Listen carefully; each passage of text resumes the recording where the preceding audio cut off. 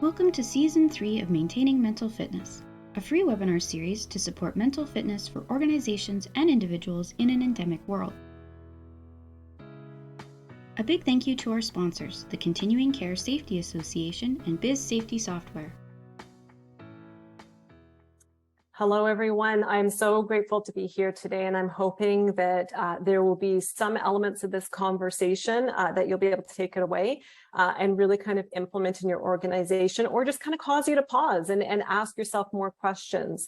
So I'm actually going to, my co-host is having trouble joining in, so I'm actually going to pass it over to Sydney to start some of the questions, and hopefully we'll be able to give you some insight into what's happening right now as we reintegrate. Perfect. So to start us off, why is DEI so top of mind as we are coming out of a pandemic and reintegrating into the workspace? Such a challenging question from a number of aspects, because, you know, obviously as organizations, we want to focus on getting people back and productivity. But I will say that this EDI has been top of mind for your equity deserving employees for years, perhaps generations. And of course, it's top of mind now for a number of organizations. But it really is that the culmination of a number of factors. It's a culmination of social reckoning that happened in 2020. So Black Lives Matter, George Floyd, but also the pandemic. And those two have really kind of brought EDI to mind, especially as we're looking at that reintegration. The pandemic specifically has shifted perspectives on how we work. And employees, when you think about, for the majority of workplaces, employees were able to work from home. They were, kind of pushed to a home environment, whether they wanted to or not. But for a lot of employees, that meant that they were able to work around their home duties and responsibilities. They were able to work around caregiver duties. So maybe they were caring for an elderly parent or a neighbor or a spouse or a child. So they were able to work around those caregiver duties. They were able to work around doctor's appointment without that stigma of having to go to a leader and say, I have a doctor's appointment tomorrow, I won't be in until 11. They were just able to naturally work around these things, work around family needs and their own personal needs.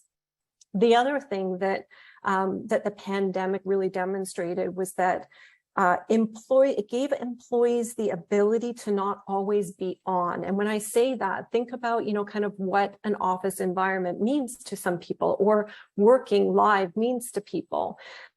For most people, workspaces have been built around a certain demographic. And the reality is a lot of workspaces are built around white male demographics.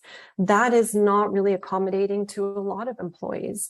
So for some employees, especially your equity deserving groups, they had to put on armor. They had to put on the shield before they entered into a workspace and not really be their authentic self. And having the ability to work from home allowed them to not always be on, but to always be themselves.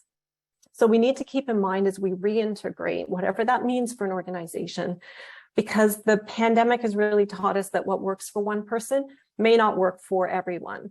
Some people, for myself, for example, working from home is a recharge for me. It fuels me and it provides me with emotional protection. Some people, being in the workplace, that's what really fuels them. It lights them up. They love being in the workplace. But that's what EDI is. It's about creating that sense of belonging, but creating the flexibility and choice for your employees for what matters most to them. And how do we, as we look at reintegrating, we have to make sure we're looking at how we encourage reintegration with flexibility and choice, not through the lens of assimilation. And one of the most dangerous types of workplaces are those that expect their employees to assimilate and develop this go along to get along culture. So EDI is about belonging and inclusion. It's about listening to employee needs and making sure we're acting on those needs. And I see my colleague Daena here has joined us. Thank you, Daena. Oh, you're on mute. Sorry about that. That's always a fun time trying to log in. It's not. And so, Nicole, were you just doing an introduction there, or where did? No, we were tackling that first question about why EDI is so top of mind right now. Awesome. And so how do you think, especially now, and coming from I think the last topic was creating space for discomfort, which is a perfect lead into this. But how does DEI contribute to stabilizing organizations in certain uncertain times?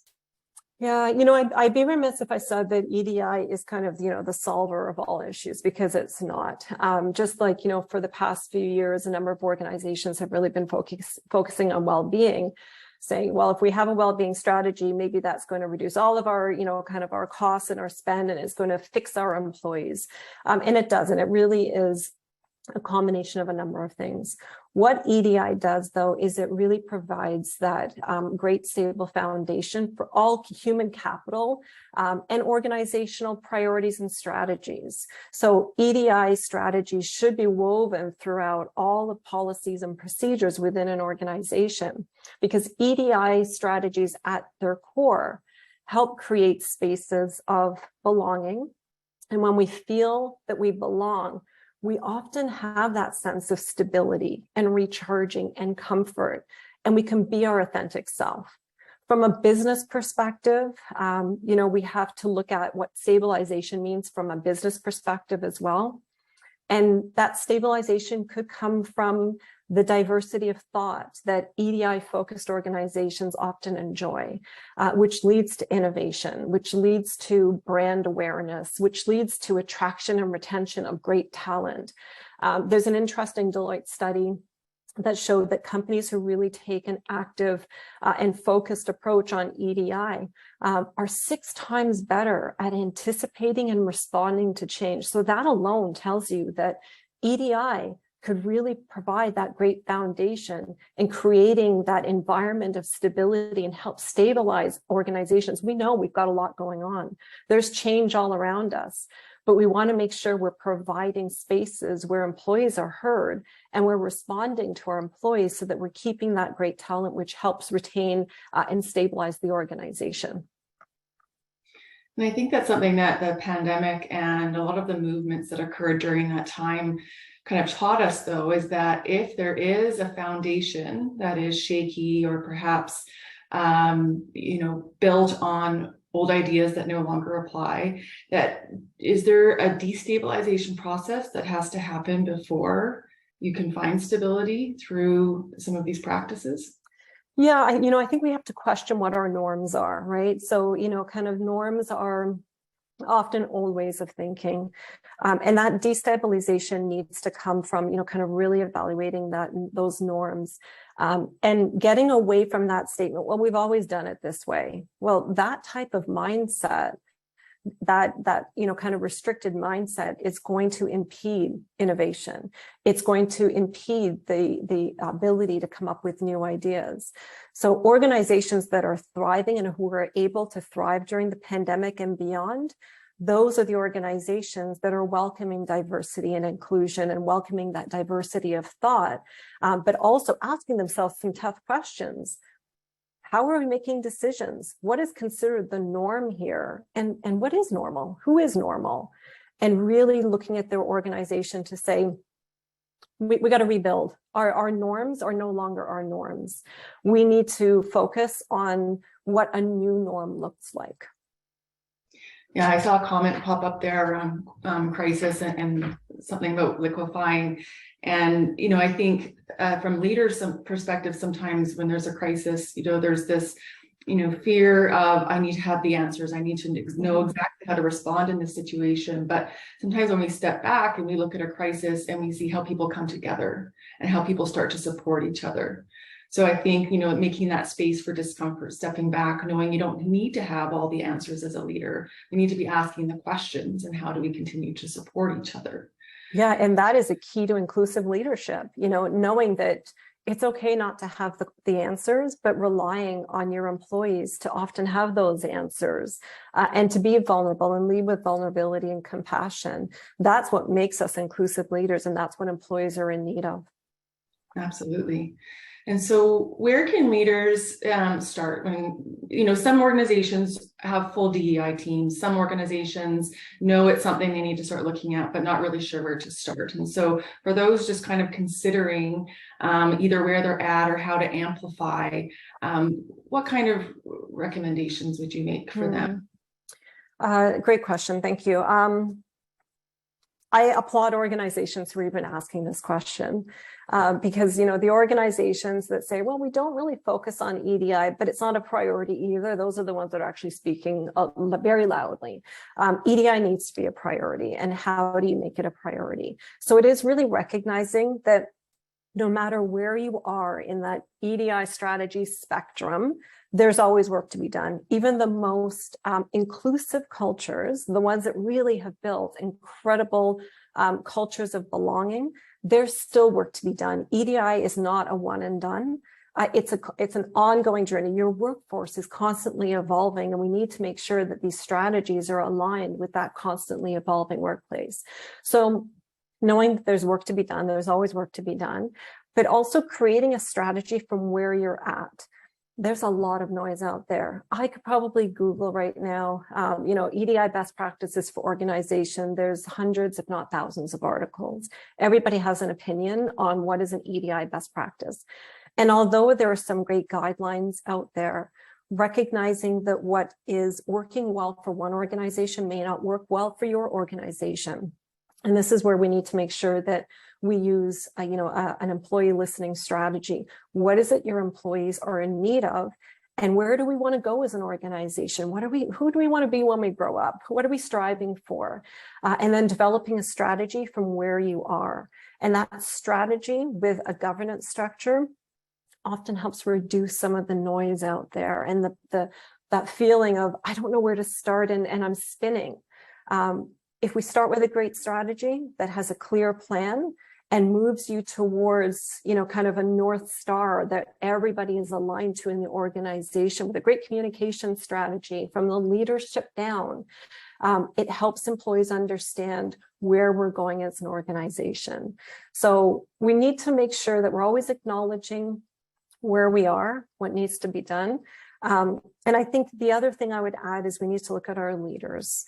We want to make sure that we have a leadership team that is going to take us through change and that can recognize their own bias and privileges and call each other out on those privileges and biases and make sure that they are having the traits of the inclusive leadership that we just spoke about, because those are the leaders that are going to kind of step back and say, I made a mistake. But here's how I'm going to course correct. And here's how I'm going to do better moving forward. Mm-hmm. I love what you said that about who do we want to be when we grow up, because I think that's a big contributor to what I call the great realignment instead of the great resignation, in terms of everyone's asking now, who am I? What do I want? And organizations need to start looking at that as well. And so when you talk about the North Star and strategy, like you said, well-being was the big focus, and psychological health and safety, and now it's DEI. And it's not that it's one after the other, it's that they're all integrated and really trying to get at the heart. And so how do organizations look at all of their strategies to say, how do we align and integrate so that employees aren't getting a million different messages, and instead of having a North Star, see a sky full of stars and not sure where to direct their attention or what's being required of them? Exactly. And this is where it's important that all of, kind of our human capital and human talent policies are all integrated. They all have to link. I often see organizations, having a little bit of a misstep when they have some of their policies almost working in silos. EDI well-being, that needs to be the foundation of everything we do. And when we create an EDI strategy that's in isolation from, kind of the talent strategy or the well-being strategy, we're going to run into some issues. And I'll give you an example. An organization that is focused on well-being and doing some great work in the well-being space. But when, you take a deeper look at what the benefits are that are being offered, who are those benefits built around? If I am a transgender and I am going through changes and I call up my EAP, am I going to be able to talk to somebody who understands my circumstances? And this is a question that a lot of organizations are struggling with right now as employees are vocalizing their needs and saying, yeah, we've got great mental health resources, but there's nobody that looks like me. Nobody understands my situation. And this is where we need to start challenging some of our providers to say, what type of services are you offering and how are you offering them? And as employers and the payer of these vendors, we can be challenging it a little bit more. But this is where that, in working in isolation, if well-being is working in isolation from EDI, we're not going to see those links and what employees are really in need of. Awesome. I know we'll leave some time for questions. So maybe as a final, what is the one important takeaway you would like leaders to take away from this very short, quick discussion? I'm going to cheat because I have the floor right now and I can cheat. I'm going to say two things because it's always difficult to kind of hone in and just say one thing. I'd like everybody to recognize, and most people typically do, diversity is not inclusion. I hear a lot of times, we have a lot of diversity here. I can look around and see, or we're a global organization. We've got a global footprint. Of course, we focus on EDI. Just because you have diversity doesn't mean you have inclusion. Just because you can look around, that doesn't mean everybody feels that they belong or that they can be their authentic self. And the other thing that I would ask that everybody kind of take away, tactics that are not tied to a broader EDI strategy are simply actions that are going to fail. And what's worse is that after the 2020 social reckoning, we have seen as EDI consultants, we've seen a lot of organizations, it's performative activism. They're having these one-off tactics. They're not tied to a strategy. Employees don't understand why these tactics are taking place. They don't understand what it means for them or the organization. What's worse, though, is that the employees, customers, your competitors, they're all seeing it sometimes as tactics, which often equates to performative activism. Awesome. Not awesome, but thank you for saying that. No problem. And I'm going to throw in there too, just, compassion. Compassion for ourselves. We're going to make mistakes. Compassion to have courage to have a conversation. Compassion, and it is not easy for anyone to be authentic, to show up, have the courage to show up authentically. And so compassion, knowing that everyone is trying to, we might not be getting it right. Yeah, absolutely. Compassion and curiosity. And courage. Mm-hmm. Sydney, how do you want to do the questions? Do you want to scroll through them, or do you want me to pop on and let me see what I can do here? I'm not that used to Zoom that much. I'm more than comfortable to ask them if that works for you guys. I've got them up and ready. That'd be great. I've got some here too. What would be one training opportunity one could provide to employees that would help them figure out their authentic self? Do you have a recommendation? Oh, wow. It's challenging to, kind of figure out your authentic self, right? It's not really, thank you for this question. I do appreciate it so much. But there is kind of an internal assessment that needs to be done on both ends, right? So, and I don't know if it comes, it's not from specifically training. It is acknowledging where we are. And I think as workplaces and employers, we need to do better in helping welcome people to be their authentic self, rather than how to figure out how to be their authentic self. If I'm provided with an opportunity to be my authentic self, no matter what space I'm in, I will be more encouraged to be my authentic self. I hope that helps, because it's not really a training on how to identify authentic self. Although the spiritual and meditation side of me could say, like meditation is a great way to do that, and it helps me. But that's not for everybody. But we do need to create spaces and opportunities for people to be their authentic self. I'm going to jump in there too. The reason why I was laughing is because I'm actually working on developing a training exactly around that. And so I'm not saying that as a promotional thing. I'm saying that I don't really know, especially that are workplace focused and appropriate. I don't know of any trainings out there. I second Nicole's, like in terms of where to start, like it or not, meditation is one of the best tools to start to uncover our authentic selves. And I think, meditation has this rainbows and butterfly perception. But the longer the practice is and the deeper the practice is explored, can actually be a very scary place to go, and into the depths of ourselves that we might have hidden, shied away from, or put away. And so whether it's, trainings do become available in the workspace, or we start having these conversations, we have to create a safe space in ourselves to explore our authentic selves, to have compassion for our authentic selves.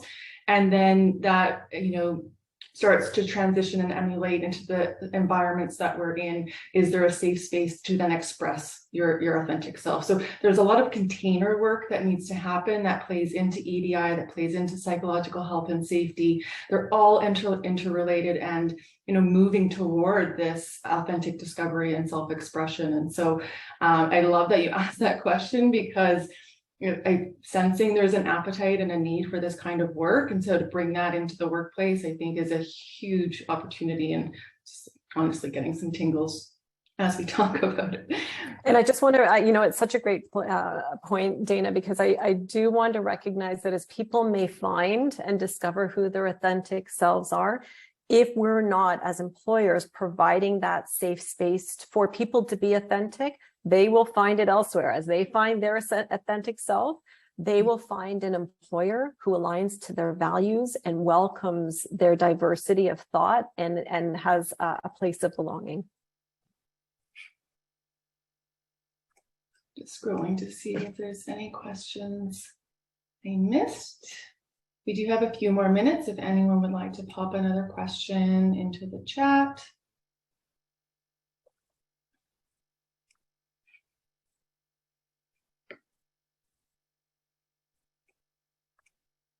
And if not, then any final thoughts? No, I'm so happy we're having the conversation. As I was, going through the chats here, a couple of people have dropped in some really great tools and resources that, I would encourage people to quickly click on and open in another window before they go, because I think the fact that people are here listening to this means we are in a learning space, and that there is that curiosity that I always encourage employers and my clients to explore. Ask questions, learn more, do the work. Don't rely on the equity deserving groups to educate you. You've got to do your own work and know where you are in that spectrum.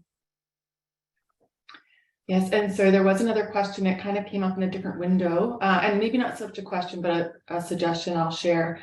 As one who finds meditation challenging, I started by having open and honest conversations with those around me at work and home.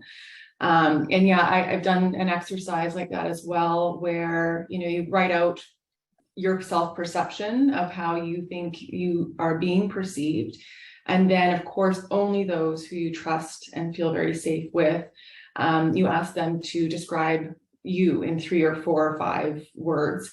And then when you collect that, and what is, what's my best trait and what's my worst trait, and getting some of those, some call it shadow work, in terms of exploring those and getting that perception. But at the end of the day, there is an element of everyone is seeing through their own lens, and the authentic self is first an inward, in my opinion, journey, because those perceptions may or may not align with who you truly are or want to be. Absolutely. I think that's time.